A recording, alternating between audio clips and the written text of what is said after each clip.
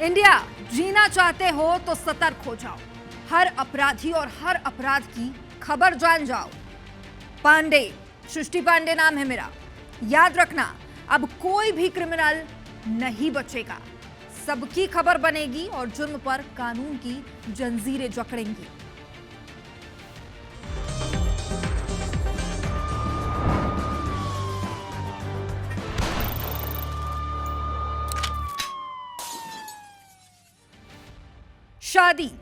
शादी के बाद 3 बच्चों का जन्म। क्या इतना वक्त काफी नहीं था एक शख्स को समझने के लिए? आखिर वो अपने पति को छोड़ अलग हो जाती है। उसे अब किसी और से मोहब्बत हो जाती है। उसकी बाहों की गर्मी अब उसे ज्यादा रास आती है। पति को धोखा देती है। ये सब कुछ ठीक था, लेकिन लव, सेक्स और धोखे की इस कहानी में एक और एंट्री होती है उस गुनाह की जिसने 2 बच्चों की बलि चढ़ा दी जाती है। उसका गला दबाकर हत्या कर दी जाती है और इस कत्ल का इल्जाम उन बच्चों की मां के प्रेमी पर आता है।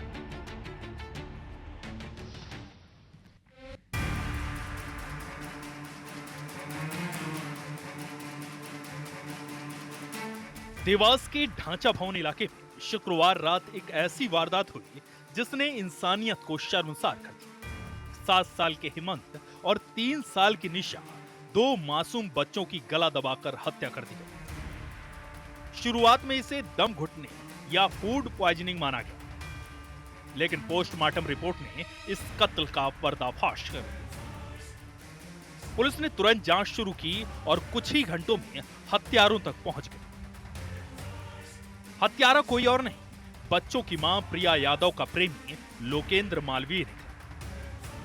प्रिया पति से अलग बच्चों को लेकर देवास के ढांचा भवन में किराए के मकान में रहने लगी। यहीं उसकी मुलाकात एक ट्रक ड्राइवर लोकेंद्र से हुई और दोनों नजदीक आ गए। शुक्रवार रात पड़ोसी राकेश के बेटे का जन्मदिन था। पार्टी के बाद प्रिया और लोकेंद्र के बीच झगड़ा हुआ। प्रिया पड़ोस में चली गई और लोकेंद्र 1.5 घंटे तक बच्चों के साथ अकेला रहा। इसी दौरान उसने तकिए से मुंह दबाकर दोनों बच्चों की हत्या कर दी और शव को कंबल से ढककर फरार हो गया। सुबह जब प्रिया बच्चों को उठाने आई तो वो मृत अवस्था में। इसमें जो बेटा है हेमंत, उसकी उम्र 7 साल है और एक निशा करके बच्ची है, उसकी उम्र 3 साल है। तो ये संदिग्ध अवस्था में इनकी बॉडीज़ इनके घर पर मिली हैं, जिस पर से हम इसकी इन्वेस्टिगेशन आगे कर रहे हैं। पीएम रिपोर्ट आएगी और अन्य साक्ष्यों के आधार पर इसमें अग्रिम कार्रवाई की जाएगी। उनके हस्बैंड थे एक विष्णु कटारा करके, तो उनसे अभी सेपरेशन में रह रही थी और इसमें अग्रिम अभी हम जांच कर रहे हैं। पुलिस ने फॉरेंसिक साक्ष्यों और पूछताछ के आधार पर लोकेंद्र को हिरासत में। पहले वो गुमराह करता रहा, लेकिन सख्ती पर उसने जुर्म कबूल कर लिया। बच्चों के असली पिता विष्णु कटारा का कहना है कि बड़े बेटे को वो अपने साथ ले गए थे, नहीं तो प्रिया उसकी भी जान ले लेती। यह घटना रिश्तों में विश्वासघात और मासूमों की बलि की दर्दनाक कहानी है। पुलिस मामले की गहराई से जांच कर रही है और अन्य संदिग्धों से पूछताछ जारी है। क्या प्रिया का इस हत्याकांड में सीधा हाथ था? ये सवाल अभी जांच के दायरे में है। मोहनीश वर्मा, IVS24, देवास। अच्छा, मैं सोच रही थी किसी की जान लेने के लिए कितना टाइम लगता है? 1 दिन या 1 मिनट, या हो सकता है कि प्लानिंग थोड़ी तगड़ी करनी 1 महीना। लेकिन एक शख्स ने एक कत्ल को अंजाम देने के लिए 6 साल का इंतजार किया। 6 साल बाद उसने उस साजिश को नतीजे तक पहुंचाया। लेकिन उस शख्स ने जिसकी हत्या की साजिश रची थी, वो सुनकर आप दंग रह जाएंगे, क्योंकि वो 6 साल का इंतजार कातिल ने अपनी मां के लिए किया था।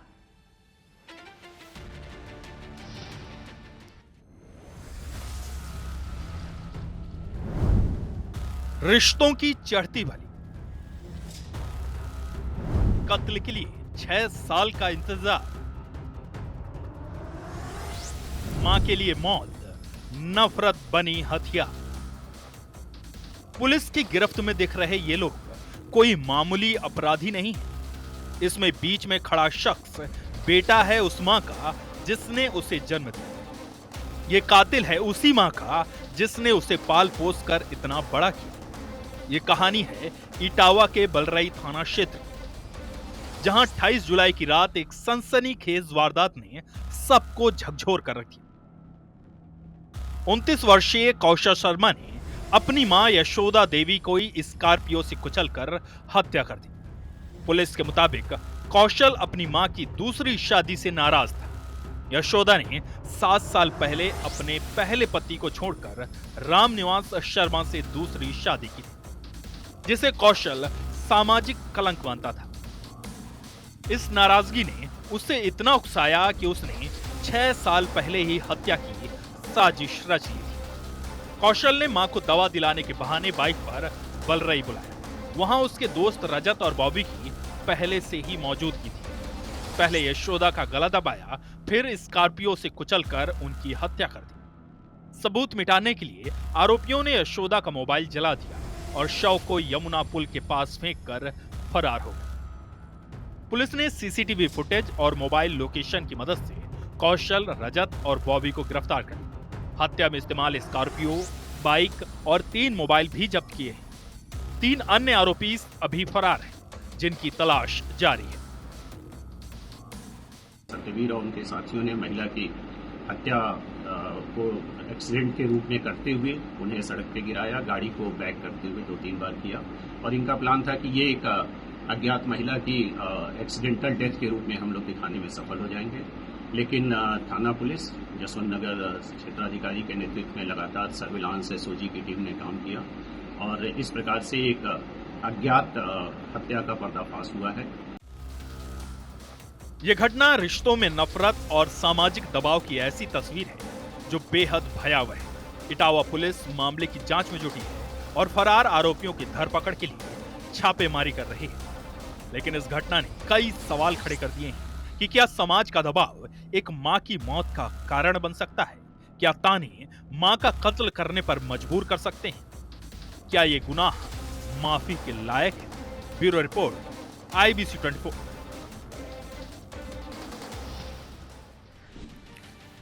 दो सगे भाई, एक खून, एक मजबूत रिश्ता। अगर एक को कोई चोट पहुंचाए तो दूसरे का खून खौल उठता है।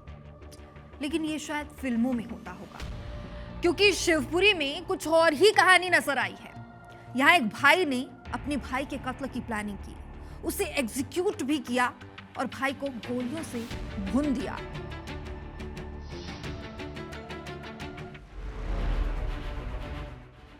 शिवपुरी जिले के सुभाषपुरा थाना क्षेत्र में 23 जुलाई को एक दिल दहलाने वाला हत्याकांड हुआ।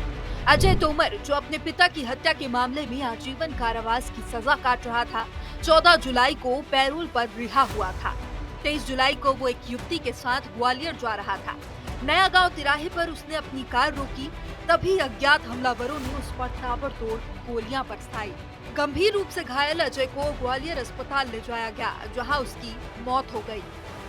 पुलिस जांच में सनसनीखेज खुलासा हुआ कि इस हत्या का मास्टरमाइंड कोई और नहीं बल्कि अजय का सगा छोटा भाई भानु तोमर था, जो इंदौर पुलिस में ASI है। भानु ने अपने भाई की हत्या की साजिश रची और शूटर धर्मेंद्र कुशवाहा को 1 लाख रुपए में सुपारी दी। 2017 में अजय ने अपने पिता इंस्पेक्टर हनुमान तोमर की हत्या की थी और भानु पर भी हमला किया था, जिसके बाद भानु बदला लेने की फिराक में था। हत्या के बाद भानु ने सामान्य दिखने के लिए अजय का अंतिम संस्कार खुद करवाया और 3 दिन बाद बैंकॉक भाग गया। तो गाड़ी सुभाषपुरा थाना क्षेत्र में पहुंची तो लड़की वॉशरूम को बहाना करके उतर गई और जैसे ही लड़की उतरी तो इन लोगों ने मल्टीपल राउंड्स फायर किए हैं, कट्टे से भी, पिस्टल से भी, जिससे ऑन द स्पॉट उसकी डेथ हो गई। उसके बाद में मतलब अजय तोमर की गाड़ी का जो ड्राइवर था वो उसको तत्काल हॉस्पिटल लेके गया, लेकिन तब तक उसकी मृत्यु हो चुकी थी। और घटना को कारित करने के बाद में सभी आरोपी अपने मोबाइल बंद करके भाग गए। इसमें हालांकि बहुत इसने प्लान किया, लेकिन बहुत सारे एविडेंस हमें ऐसे मिल गए हैं इनकी पुष्टि करते हैं कि इन लोगों ने प्लानिंग की थी। उसमें होटल्स के फुटेज हैं, टोल्स के फुटेज हैं। घटना का कारण ये था, जैसे कि मैंने बताया, मृतक अजय तोमर ने अपने पिता की हत्या की थी। उसमें परिवार के ही लोग साक्षी बने थे। शिवपुरी एसपी अमन सिंह राठौड़ के नेतृत्व में पुलिस ने शूटर धर्मेंद्र कुशवाहा, सहयोगी मोनेश तोमर और एक विधि विवादित बालिका को गिरफ्तार कर लिया। हत्या में इस्तेमाल देसी पिस्टल और एक अंगूठी भी बरामद की गई। पुलिस ने भानु तोमर के खिलाफ लुकआउट सर्कुलर जारी किया है और उसकी तलाश अंतर्राष्ट्रीय स्तर पर जारी है। ये मामला रिश्तों में बदले और साजिश की गहरी परतों को उजागर करता है और ये बताता है कि जब बदले का खुमार सिर चढ़ता है तो रिश्ते मायने नहीं रखते। शालू गोस्वामी, IBC 24, शिवपुरी। मध्य प्रदेश की राजधानी भोपाल के ड्रग्स कांड से तो आप वाकिफ होंगे। अब उसी तर्ज पर छत्तीसगढ़ की राजधानी यानी कि रायपुर में नशे के सौदागरों ने अपने पैर पसार लिए हैं। पुलिस अब इस अंतर्राष्ट्रीय ड्रग्स तस्करों को कमर तोड़ने के लिए फुल ऑन एक्शन मोड पर है और इसी कड़ी में पुलिस ने कार्रवाई करते हुए 1 करोड़ की कीमत की ड्रग्स जब्त की है। एक अंतर्राष्ट्रीय ड्रग तस्कर के साथ 9 दूसरे आरोपियों को गिरफ्तार किया गया है। ये शातिर तस्कर गैंग पंजाब के रास्ते पाकिस्तान के तस्करों की मदद लेकर देश के कई राज्यों में नशीली हेरोइन सप्लाई करते थे।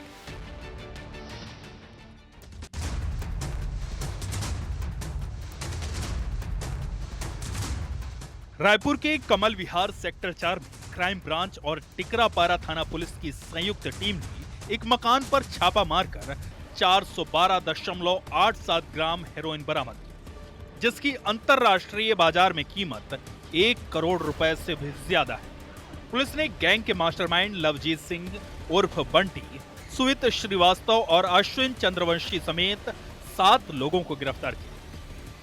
इनके कब्जे से कई अंतर्राष्ट्रीय सिम कार्ड्स, मोबाइल फोन, एक क्रेटा कार, तौल मशीन, ATM कार्ड्स और चेकबुक भी बरामद किए गए। रायपुर पुलिस के द्वारा ड्रग्स के विरुद्ध में कार्रवाई करते हुए एक बड़ी कार्रवाई की है, जिसमें एक अंतर्राष्ट्रीय तस्कर और उसके साथ में 8 अन्य उसके सहयोगियों को गिरफ्तार करने में सफलता प्राप्त हुई है। अंतर्राष्ट्रीय तस्कर इस ड्रग को, हेरोइन को पाकिस्तान के थ्रू पंजाब और पंजाब से ला करके रायपुर तक सप्लाई का काम करता था। यहाँ उसके अलग अलग पेडलर्स थे, उनका एक हब था। उस हब के माध्यम से लोगों को, जो इसके यूजर हैं, जो इसके कंज्यूमर हैं, जो इसका उपयोग करने वाले हैं, उन तक सप्लाई किए जाने का काम किया जाता था। पुलिस के मुताबिक स्पेसिफिक इनपुट के आधार पर विशेष टीम ने आरोपियों की निगरानी की और उनके मूवमेंट को ट्रैक कर छापेमारी की। जांच में पता चला कि लवजीत सिंह पंजाब के रास्ते अफगानिस्तान से हेरोइन मंगवाता और छत्तीसगढ़ समेत कई राज्यों में सप्लाई करता था। गैंग केंद्रीय जांच एजेंसियों से बचने के लिए अंतर्राष्ट्रीय नंबरों से नेट कॉलिंग और वीडियो लोकेशन शेयरिंग का इस्तेमाल करता था। पुलिस को कई म्यूल बैंक खातों में करोड़ों रुपए के लेन देन के सबूत मिले, जिनमें कुछ ट्रांजैक्शन पाकिस्तान और खाड़ी देशों के बैंक खातों से जुड़े। स्थानीय सरगना सुवित श्रीवास्तव महावीर नगर से अपने कमल विहार स्थित ठिकाने के जरिए ये काला कारोबार संचालित करता था। गैंग हाई प्रोफाइल क्लबों, कैफे और पार्टियों में भी ड्रग्स की सप्लाई करता था। प्रकरण में जो मुख्य तस्कर जो है लवजीत सिंह उर्फ बंटी, जो पंजाब निवासी है, गुरदासपुर निवासी है, उसको और अन्य 8 लोग जो छत्तीसगढ़ निवासी हैं, उनको गिरफ्तार करने में और इनके कब्जे से 412.87 ग्राम हेरोइन, 12 नग मोबाइल, एक Creta car, chequebook, passbook, ATM card जब्त किया गया। गिरफ्तार आरोपियों से पुलिस पूछताछ कर रही है और जल्द ही इस रैकेट से जुड़े दूसरे आरोपियों को भी गिरफ्तार कर सकती है। विदेशी लेन देन की जानकारी केंद्रीय एजेंसियों को सौंपी जाएगी और जल्द ही इस केस से जुड़े और भी अपडेट सामने आएंगे। रायपुर पुलिस ने नशे के खिलाफ एक बड़ी कार्रवाई करते हुए अंतर्राष्ट्रीय तस्कर गैंग के करीब 9 शातिर तस्करों को गिरफ्तार कर उनके पास से करीब 419 ग्राम करीब 1 करोड़ रुपए की हेरोइन के साथ इस पूरे मामले का खुलासा किया है। खुलासे में इस बात का बड़ा खुलासा हुआ है कि ये शातिर गैंग जो है अफ़गानिस्तान की हीरोइन को पाकिस्तान के तस्करों के साथ मिलकर वो बॉर्डर तक बुलवाते थे और पंजाब के रास्ते उसको पूरे देश के कई राज्यों में ये नशीली हीरोइन सप्लाई कर चुके हैं। फिलहाल ये जो पूरा गैंग है इसको पूरे लवजीत सिंह उर्फ बंटी जो गुरदासपुर का रहने वाला है उसको ऑपरेट करता था और राजधानी रायपुर में सुवित श्रीवास्तव जो कमल विहार इलाके के सेक्टर 4 में अपने ही घर में इस पूरे इस नशे के कारोबार का हब बना के यहाँ पे पूरे प्रदेश में इसको सप्लाई कर रहा था। फिलहाल पुलिस ने 9 शातिर तस्करों को गिरफ्तार करके उनसे पूछताछ में जुटी भी है और आने वाले दिनों में इस पूरे मामले की जांच केंद्रीय एजेंसी तक को सौंपी जा सकती है। कैमरामैन अनिल नागले के साथ तहसीन जैदी, IBC 24 रायपुर। ग्लैमर की दुनिया की चकाचौंध को देखना, उसका हिस्सा बनने की चाहत हर किसी को होती है। भोपाल के एक डॉक्टर को भी थी और इसी चाहत ने उन्हें ठगों का शिकार बना दिया। मुंबई के एक शख्स ने उन्हें बिग बॉस में एंट्री दिलाने का दावा किया। दावा वादे में बदला और इस वादे की कीमत तय हुई। कीमत दी भी गई, लेकिन सपना अधूरा रह गया।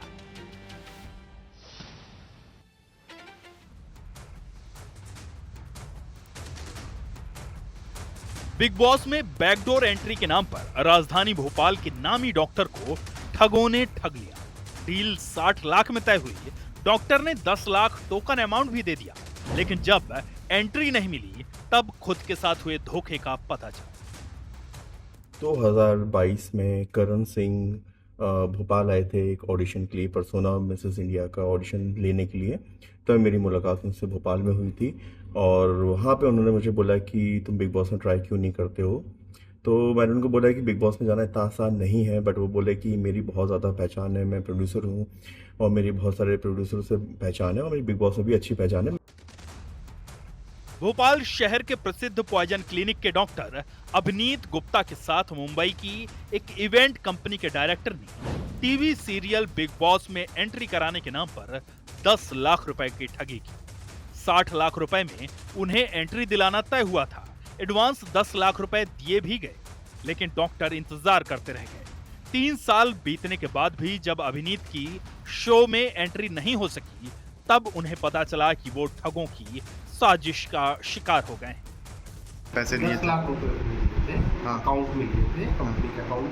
इन्होंने अपनी कंपनी के अकाउंट से, अपनी सिस्टर की कंपनी है उसके अकाउंट से जो करण गुप्ता की कंपनी है उस अकाउंट पे जो है उनको ट्रांसफर किया। अभी बॉस की कंपनी है, पेरेंटल कंपनी है या फिर डायरेक्टर कंपनी है, एवलॉन करके कुछ कंपनी है, एग्जैक्ट नाम मुझे याद नहीं। उस कंपनी में जो है खुलवाया अकाउंट भेजा। केवल ये कहा था कि आप प्रोसेस कीजिए, प्रोसेस के बाद जो भी होगा आपका एंट्री हो जाएगी। डॉक्टर ने अपनी रकम लौटाने की बात मुंबई के ठग से की, जिसके बाद उसने कॉल और मैसेज का रिप्लाई देना ही बंद कर दिया। डॉक्टर की शिकायत पर पुलिस ने आरोपियों के खिलाफ धोखाधड़ी समेत अन्य धाराओं में करण सिंह के खिलाफ केस दर्ज कर लिया है। अभिनीत ठगों के जाल में ऐसे उलझे कि 3 साल तक वो इंतजार ही करते रह गए कि अब वो बिग बॉस का हिस्सा बनेंगे, लेकिन जब सच सामने आया तो उन्हें थानों के चक्कर काटने पड़ रहे हैं। हरप्रीत कौर रीन, IBC 24 भोपाल।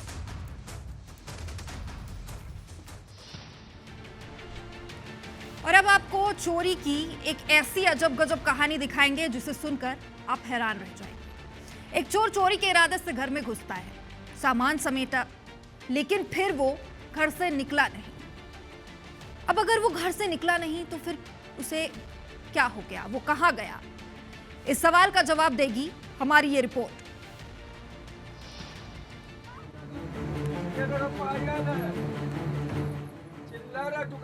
ये नजारा देख चौंकिए मत। एक बार की इसे देख आपको लग रहा होगा कि ये कैसे लोग हैं। एक सोते हुए शख्स की जेब खाली कर रहे हैं, उसे परेशान कर रहे हैं। लेकिन जो दिखता है कई बार वो हकीकत से परे होता है। ये लोग जो इस शख्स की जेब से पैसे और जेवर निकाल रहे हैं, ये इन्हीं के और घर भी इन्हीं लोगों का है। लेकिन जो बेड पर आराम फरमा रहा है और अपनी नींद के आगोश में अंगड़ाइयां ले रहा है, वो एक चोर है। जी हां,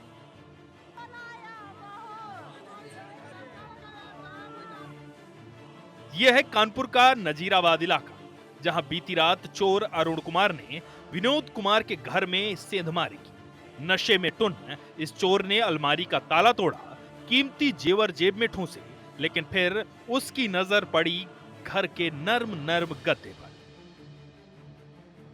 बस चोर को नींद की ऐसी खुमारी चढ़ी कि वो चोरी भूलकर गद्दे पर ही लेटकर सो गया और खर्राटे मारने लगा। सुबह जब विनोद कुमार कमरे में आए तो उनके होश उड़ गए। बिस्तर पर कोई अनजान शख्स गहरी नींद में। पहले तो समझ नहीं आया, फिर जेब टटोली तो जेवर बरामद हुए। बस फिर क्या, घर वालों का गुस्सा 7वें आसमान पर था। पब्लिक इकट्ठा हुई और चोर की ऐसी धुनाई की कि उसका नशा हिरन हो गया। शिकायत के बाद पुलिस ने तुरंत चोर को गिरफ्तार कर लिया। वो कहावत है ना, काम अपनी जगह है और आराम अपनी जगह है। नींद बेहद जरूरी है भाई साहब। बेचारा सो रहा था, लेकिन लोगों को उसकी नींद और सुकून नागवारा गुजरा। रोहित तिवारी, IVS 24, कानपुर।